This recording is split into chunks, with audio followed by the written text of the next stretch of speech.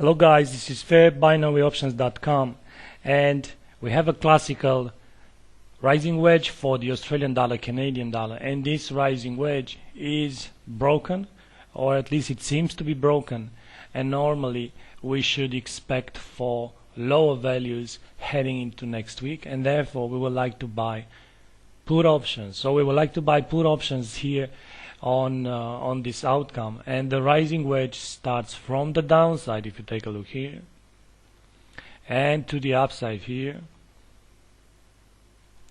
and basically from this moment of time we have 5 different legs. This should be labeled as 1, 2, 3, 4, 5. Whenever you are looking at a rising wedge, it can be either a terminal impulsive move, or it can be a first wave extension. In the first wave extension there is a classical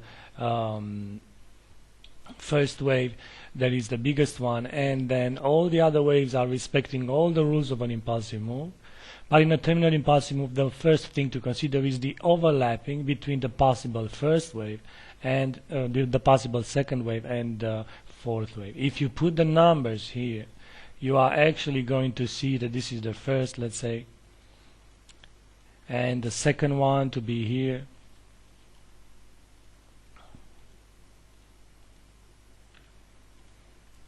the third to go all the way to the upside. I would say that this is the third wave here, and then this to be A, B, C, like this.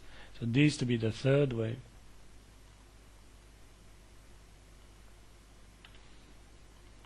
The fourth,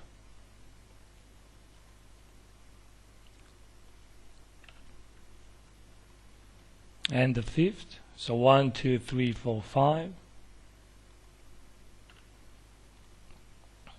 1, 2, 3, 4, 5, and then you have 1, 2, 3, 4, 5. I would say that this is the third wave that ends here, because here you have a possible contracting triangle. Take a look here. So you have A, B, C, D, E. This is a contracting triangle that is being called an irregular contracting triangle. An irregular contracting triangle implies that the B wave is always the biggest one, and by the time that this contracting triangle is finished, the fourth wave is completed. So normally this rising wedge that we are saying starts from the second wave here till the fourth wave, like this. Ideally the 2 to 4 line is a clean one, is not being pierced by any parts of the previous wave, and this would be the 3 to 5, the 1 to 3, and the 1 to 3 line, sorry.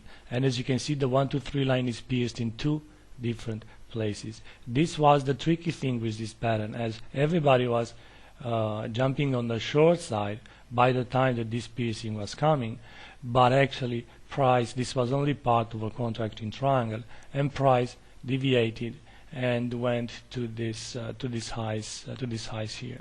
So 1, 2, 3, 4, 5 terminal impulsive move, because as you can see the fourth wave and the second wave here are overlapping. So the fourth wave enters a territory in the previous second wave. Now, how to treat this rising wedge? Well, you probably already know. You look for a break. The break already came here. The break already came here. So you look for a break, and usually such a pattern is retested, but it is not. It's retested in the sense that the 2 to 4 trend line is retested, but this is not mandatory. What I will look now is for previous territory of the fourth wave. So this would be the first target, let's say, to the downside. This would be another target to the downside. This would be another target to the downside. And this 1, 2, 3, 4, 5 is most likely the end of a C wave of a bigger degree. That means that the actual target for this pattern, for these 5 waves, because such a rising wedge is only coming as terminal impulsive move, so the actual target would be a move right here to the downside, and it implies extreme weakness for the cross. Now, would this come out of the Canadian dollar strength, or would this come out of Australian dollar weakness? We don't really know, and we don't really care. What we do know is that this is a bearish pattern, and therefore we are buying put options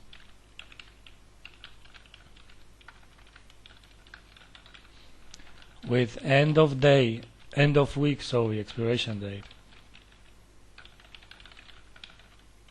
for the Australian dollar, Canadian dollar, by the time markets are opening in Asia this coming Monday. Thank you very much for being here. FairBinaryOptions.com, Rising Wedge for Australian dollar, Canadian dollar, what to do by buying put options, by buying.